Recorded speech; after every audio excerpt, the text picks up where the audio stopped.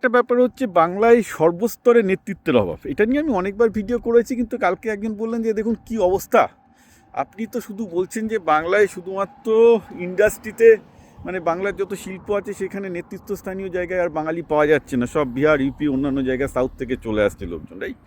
Mostly Bihar UP থেকে আসছে। কিন্তু অত দূর গিয়ে কী হবে? বাঙালিদের পার্টি তৃণমূল, তাতেও মেনকা গোস্বামী, কীর্তি আজাদ, ইউসুফ পাঠান, তারাও তো মানে পশ্চিমবঙ্গ থেকে নেতা পাচ্ছে না, তাতে খুব বাইরে থেকে নেতা আনতে হচ্ছে। তো তৃণমূলের মতো পার্টি যেখানে বাইরে থেকে নেতা আনতে বাধ্য হচ্ছে কারণ বাঙালিদের মধ্যে নেতা নেই, তখন বিজেপিকে খামোকা দোষ দিয়ে কী হবে? ওরা তো বাঙালি নেতাদের ট্রাস্টই করে না, বোঝাই যাচ্ছে যে বাংলার বাইরে থেকে নেতা এনে যেতে চেষ্টা করছে। সিপিএমটা বাদ দিন, ওর তো খরচের খাতায় চলে গেছে বহুদিন। বাট সিপিএমের লোকজনকেও একটা জিনিস বলার আছে, 2008 সালে যখন এই ইউএস ইন্ডিয়া নিউক্লিয়ার ডিলের জন্য সিপিএমের পতন হয়, সিপিএমের একটা কারণে পশ্চিমবঙ্গে পতন হয়েছে, কিন্তু সবচেয়ে বড় কারণটা ছিল যে প্রকাশ কারাতের মূর্খামো, যে ইউএস ইন্ডিয়া নিউক্লিয়ার ডিলে দাঁড়িয়ে গেল, কংগ্রেসের বিরোধিতা করতে গেল, গিয়ে কংগ্রেস এবং তৃণমূলকে একসাথে আসার সুযোগটা করে দিল, যেখানে তৃণমূল আর বিজেপি বহুদিন একসাথে ছিল। তৃণমূল বিজেপি বহুদিন একসাথে থাকলে বাংলায় ক্ষমতায় আসতে বেশ কষ্ট হতো মুসলমান ভোটের জন্য, এটা অ্যাজ সিম্পল অ্যাজ দ্যাট।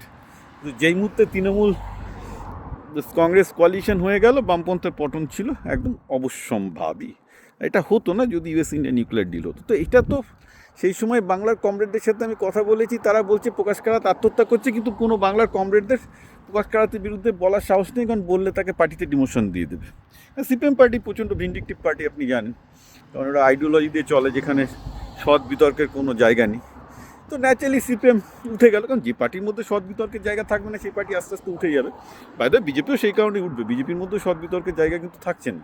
এই জন্য আমি জানি আইডিওলজিক্যাল পার্টিগুলো আস্তে আস্তে মায়ের ভোগে যাবে, নোবডি ক্যান স্টপ ইট, কারণ ওরা পার্টির মধ্যে সৎ বিতর্কটাকে, যে অনেস্ট ডিবেটটাকে অ্যালাউ করে না। So they will be closed up at some point of time.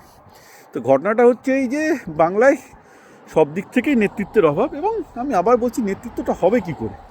আজকে একটা ছেলে মেয়েগুলোকে দেখুন, তাদের কীভাবে আপনারা বড় করছেন।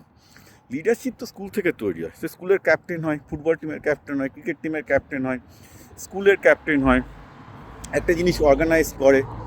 হ্যাঁ, ছোটোবেলায় নাটক পুজো অর্গানাইজ করে অনেক বাচ্চারা, চাঁদা তুলতে হয়, এই করতে হয়, করতে হয়, এগুলো বাচ্চাদের এই অ্যাক্টিভিটিগুলো যেগুলো আগে ন্যাচারাল অ্যাক্টিভিটি বাঙালি বাচ্চাদের ছিল, সেগুলো তো সব তুলে দিয়েছেন, দিয়ে হ্যারাট হ্যারাট করে এখন রাখালের মতো গরু চালানোর মতো পড়ানো হচ্ছে। ফলে পড়াশোনাও কিছু শিখছে না, সেখানে তো বলেইছি যে ব্রেনের ডেভেলপমেন্ট কিছু হচ্ছে না, গাধা তৈরি হচ্ছে পুরোপুরি। পশ্চিমবঙ্গে আমার ধারণা সবচেয়ে বেশি সার্টিফাইড পাঁঠা তৈরি হয়, লিডারশিপও ক্যাপেবিলিটি হচ্ছে না। ফলে পলিটিক্যাল পার্টি বলুন আর ইন্ডাস্ট্রি বলুন, বাঙালি নেতার কোত্থেকে পাবে? যার না সাহস আছে, অর্গানাইজেশন ক্যাপেবিলিটি আছে, না চিন্তা করার ভীষণ আছে। ভেরি স্যাড কেস, কিছু করার নেই। আমি তো আবার বলেছি যে বাঙালি মৃত্যুর পথে এগোচ্ছে, কারণ তাদের নিজেদের লিডারই তুলতে পারছে না।